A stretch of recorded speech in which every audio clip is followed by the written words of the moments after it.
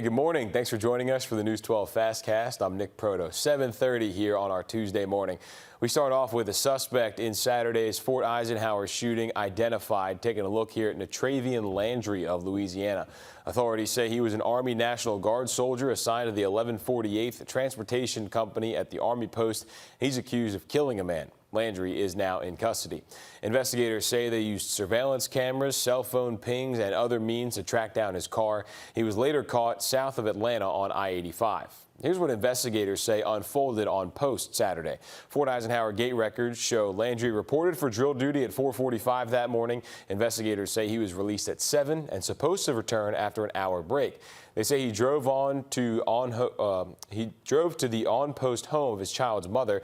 Investigators spoke with the woman who says she was in a romantic relationship with the victim, Sergeant Andre S. Stewart, Jr.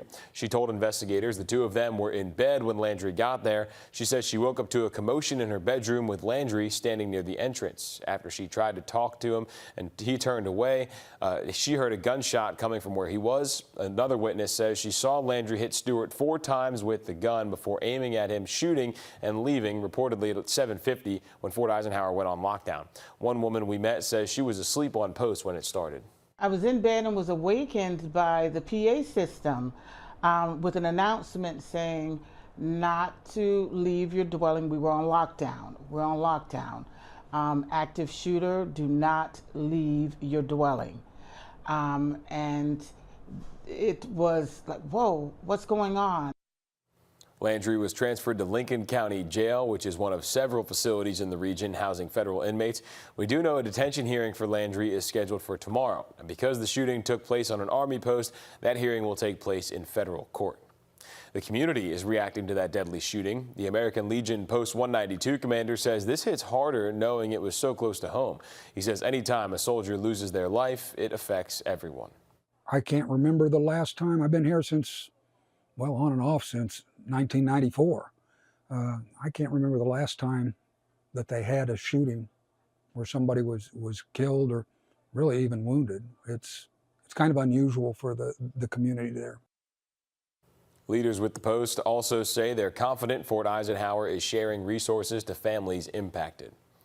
To Madison, Wisconsin now, where a deadly school shooting happened yesterday morning. The police chief says it was a second grader who called 911.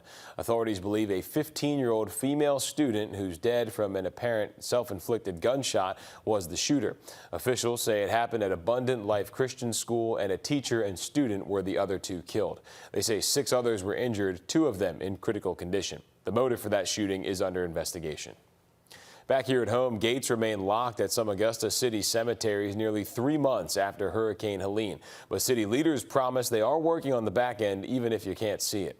Leaders say the cleanup process for cemeteries is very delicate, and they're talking about Augusta City-owned cemeteries. That includes Magnolia, Cedar Grove, and Westview. Steve Castle with ISM Engineering tells us FEMA and the State Historic Preservation Office have to review those cemeteries first.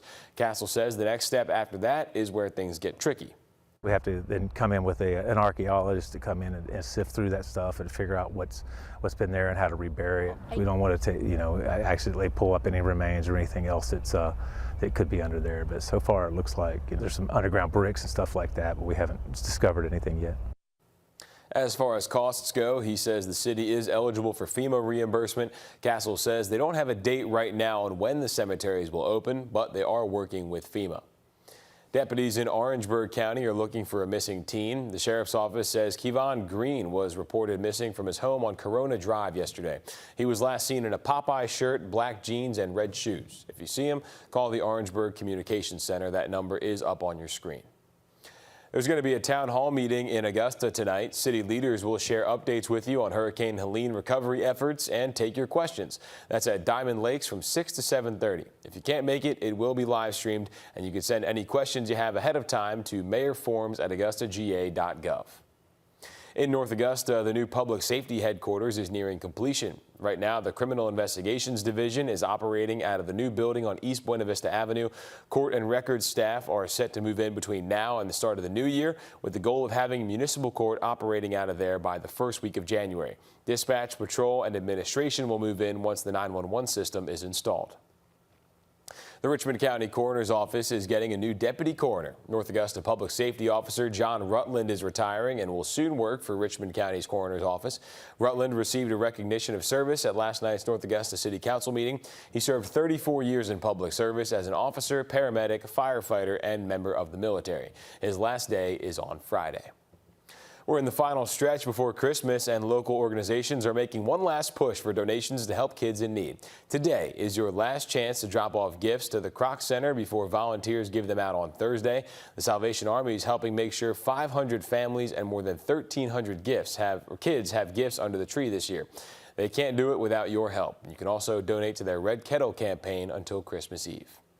And just in time for Christmas, the Tri-Development Center of Aiken County is wrapping your gifts for you. All it takes is a donation, and that work is off your hands. In exchange, your donation goes towards bringing Christmas joy to adults with disabilities. The program is happening at 251 Lawrence Street in Aiken and runs until 4 o'clock on Christmas Eve. That's everything on the news side of things this morning. Let's send it over to First Alert meteorologist Tim Strong now to check at your weather. Tim, have a little clicker trouble there? Of course we do. We have all the time. Well, we've really seen an improvement here. Now, there's still a bit of cloud cover overhead, but Grovetown, you never really had a problem with the dense fog. Looking dry, clear, 45, a little bit chilly as a mix of sun and clouds continues to stay with us. The coolest of the temperatures in the low 40s, kind of along and north of I-20, 40 to 45, Thompson, Evans, and Augusta. Then we stay into the lower 50s. But jacket weather to start. Boy, everybody gets a nice warm up for today. That sunshine and clouds do the job. Heading into the 70s, lower 70s, in fact, today and tomorrow. Morning lows staying away from the freezing mark for Wednesday. We may even again have to deal with some dense fog, but highs are in the middle 50s there with highs, middle 50s for the lows, highs in the 70s. Now toward the end of the week, we're cooler. Now that trend definitely gets a lot colder as winter officially begins this weekend. Saturday highs 52 degrees, but look out, the morning lows really cold in the mid and upper 20s Sunday and Monday. Highs in the 40s with sunshine out to Monday.